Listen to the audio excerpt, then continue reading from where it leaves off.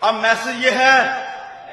حضرت جامی صاحب کے پاس میں جو آیا ہوں حاضر ہوا ہوں، سنیں میں حاضر ہوا ہوں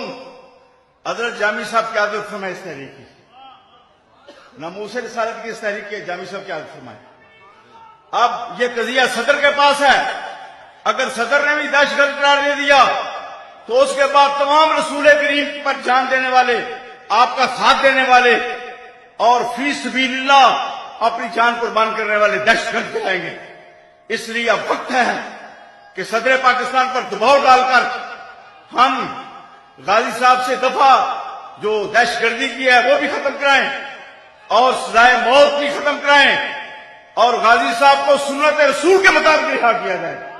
میں خصوصی طور پر جامی صاحب اس لیے آج آپ کے پاس آیا ہوں، اور میں پہلے بھی یہاں پر حاضری دیتا ہوں لیکن آج میری حاضری کا بیمار ہونے کے باوجود یہی مقصد ہے، جامی صاحب آپ قیادت فرمائیں۔ اللہ تعالیٰ نے آپ کو عزت دی ہے، وجاہت دی ہے، بے شمار آپ کے مریدین ہیں، آپ کے پاس سب وسائل و اسباب ہیں، آپ ایک اسلام آباد میں جلوس نکالیں غازی صاحب رہا ہو سکتے ہیں، تو کیوں نہیں نکالتے؟ پھر آپ ایک جلوس نکالیں، واللہ لاکھوں لوگ شامل ہوں گے اور رسول کریم پر جان دینے والا رہا ہو جائے گا۔